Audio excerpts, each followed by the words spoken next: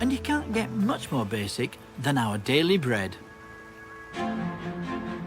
Russel's home village is just 6 miles from the birthplace of a revolution in bread production. In the 1960s, the boffins at a bakery research lab in Chorleywood developed a method which speeds up the baking process, producing a cheap, convenient loaf on an industrial scale. It became known as the Chorleywood process, and today 80% of the bread we eat is made this way.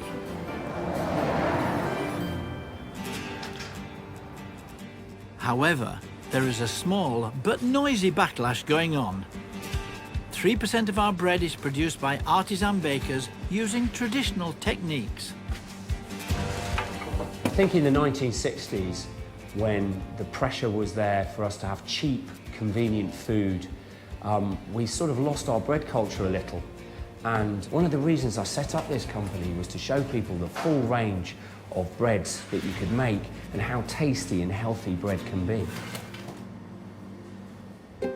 Artisan baker Glenn Stevens gave up 25 years of earning the big dough in the city for the real dough of baking.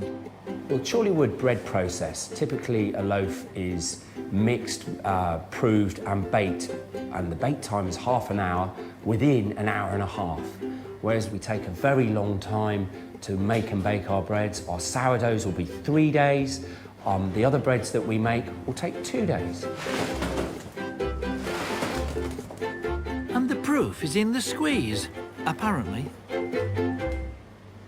One of the things people say about Chorleywood bread is it's like eating cotton wool.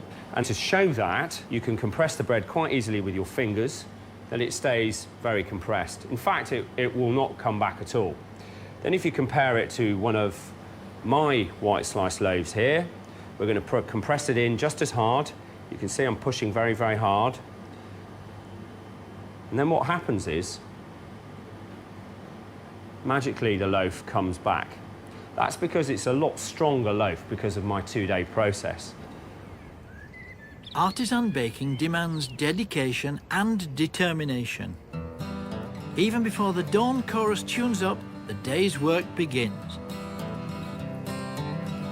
The basic dough, called a bread sponge, has been fermenting overnight. Then more flour, water and yeast are added.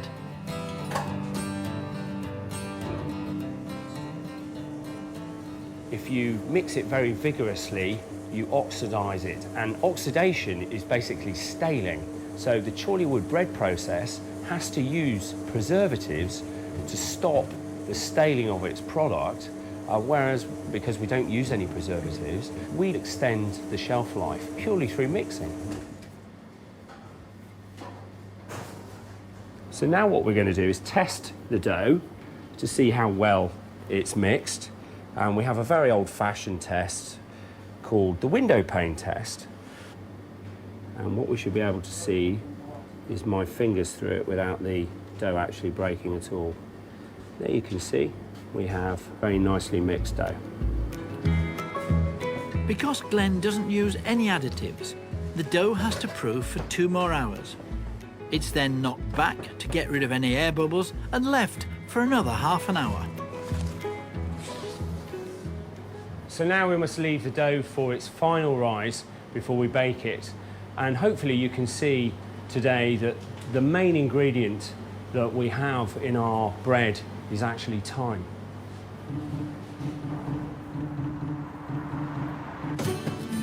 It's a painstaking process, but the real bread campaign is building momentum.